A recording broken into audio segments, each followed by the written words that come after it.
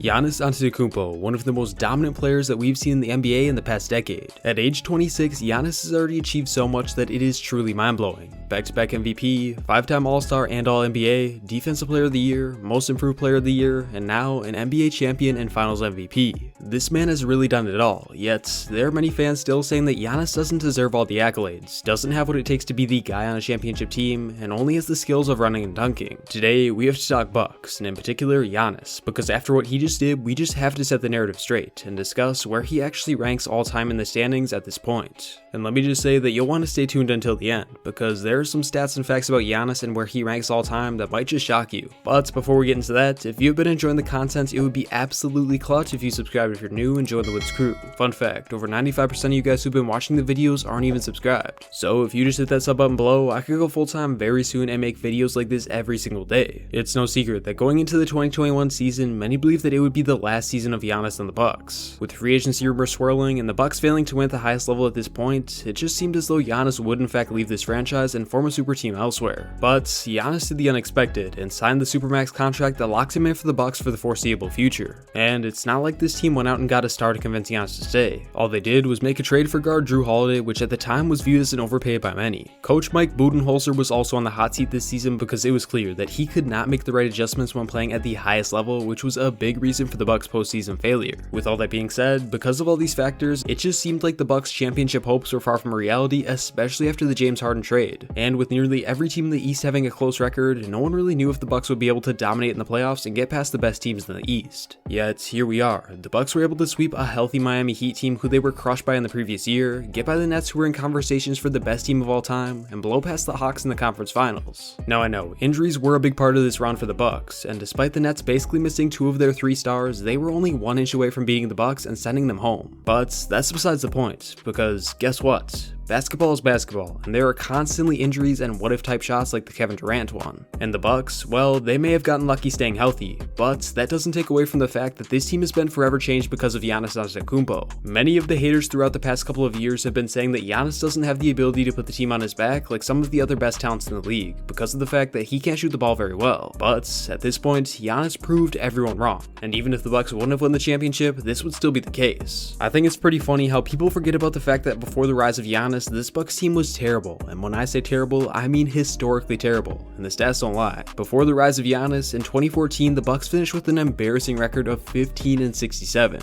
Which you may not think is one of the worst records in NBA history, but you'd be surprised. When I first saw this stat, I didn't think the Bucks would be high on the list of the worst records of NBA history. After all, there have been hundreds and hundreds of years where teams have had bad seasons, so this year for the Bucks isn't that bad on the all-time list, right? Well, when I saw how bad this team was, it truly shocked me, because the 2014 Bucks had the 15th worst record in NBA history. Just think about all the teams and all the years of being bad, and the Bucks were almost in the top 10 of that, which shows how bad they truly were. Not to mention that there was only one other team since 2010 that was on this top 15 list, that being the 2016 Philadelphia 76ers with a record of 10-72. But after this terrible season, Giannis began to develop, and the Bucks started to become a consistent 40+ win team until Giannis hit his MVP stride in 2018. And then this Bucks team became known as one of the best regular season teams in the league. Keep in mind that this team did not have Jrue Holiday, and Middleton was just emerging as a star as well. Yet these Bucks teams were able to stay on top of the East, led by Giannis, who won back-to-back MVPs. But there are still people who will say that Giannis does not contribute to winning as much as other stars, especially in the playoffs. But what makes this funny is that the stats don't lie, once again.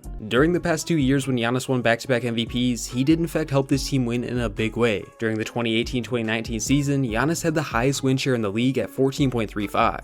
This means that Giannis being on the court for the Bucks doing his thing led to 14 more wins for this team during the season. This also shows that Giannis leads his team to wins just as much as the top tier talents in the history of the NBA, because this win share number beats many of LeBron's seasons, MVP Westbrook season, prime Shaq and Kobe, and even a couple of MJ seasons as well. People have been leaving Giannis out of the conversation of all the guys I just mentioned greatness wise, but in my eyes at this point it's all invalid, because Giannis has been showing that he is truly one of the greatest of all time. After his 2 MVP seasons, people could not deny that Giannis was a good player, but many still say that he wasn't truly great because of the lack of success he had in the playoffs. It had been clear that Giannis just did not have the help that he needed when teams turned up in the postseason, but he also couldn't put the team on his back because of the lack of shooting shooting and the new wall defense that teams threw at him. This was a somewhat valid argument that Giannis wasn't great because he regressed in the playoffs. But the fact is, there are not many players in the modern day NBA that can make it all the way to a championship without the help of another star. I mean, LeBron had Kyrie, Curry had Klay and KD, and last year LeBron had AD. I say it in almost every video, and I will say it again. This is a stars league, and you need as much star power as you can get to win at the highest level. But despite this claim I've been making since I started this channel, Giannis was able to show that he can in fact carry this team when needed to get them to a championship. Now I know, the Nets and the Hawks weren't at full strength, but the team that the Bucks faced off against in the championship were, and they had multiple stars. With Chris Paul showing that he was still a star player in the playoffs, and the Suns already having a superstar Devin Booker, this team was at full strength, and looked like they had a very solid chance at outmatching the Bucks. But Giannis was able to finally silence all the haters, for good, with his historic play.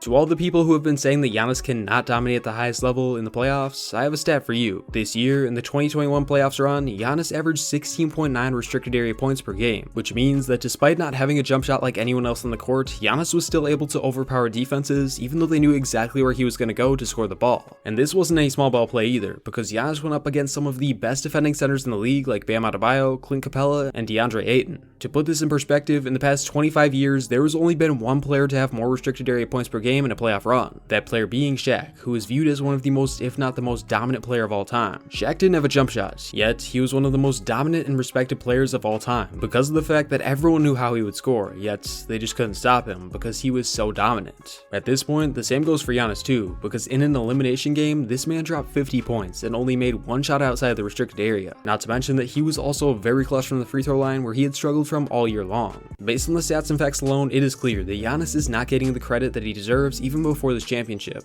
But we have to answer the question that everyone is wondering at this point. Where does Giannis rank all time in general and at his position? After his iconic performance, there will definitely be some recency bias from people, but I want to take an honest look at where Giannis ranks with the current players in the league in all time. Because after getting this additional hardware and dominating at the largest stage, it's safe to say that he took a big leap in the rankings. As far as at his position, at the power forward, Giannis has solidified himself as one of the best of all time. And even though it was tough to make this list without recency bias, after watching his 50-point masterpiece, I have to say that Giannis is a top 10 power forward of all time, but not top 5. I'm not going to say the order of the forwards ahead of Giannis because that is for a whole nother video in itself. But accolades and legacy wise, I still have 6 players that are ahead of the Greek Freak, but if he wins another chip, that would change things a lot. The 6 players that I have ahead of Giannis at the forward position consist of LeBron James, Kevin Durant, Kawhi Leonard, Tim Duncan, Karl Malone, and Larry Bird. Keep in mind that these are not in order, but let me just say that because of accolades alone, all these players are still ahead of Giannis. But if he wins another chip before Kawhi, there is a very good chance that the rankings would change. But as of right now, Giannis in my eyes is the 7th best forward of all time, and the 4th best in the league as of right now. As far as all-time rankings in general for everyone, this is where things get very tough. But I would have to say that Giannis is barely in the top 50 at this point, but is an elite company ranking near guys like Kawhi Leonard, Ray Allen, and Allen Iverson. Like I said, one more championship would change things in a big way for Giannis, and being that he is entering his prime, it's safe to say that it will more than likely happen before he calls it a career. Regardless of what your opinion on Giannis is, he has one of the best resumes for a 26-year-old that we've seen in a very long time. And at this point, it's clear that he has earned the respect of I and every other NBA fan as one of the best in the league and of all time.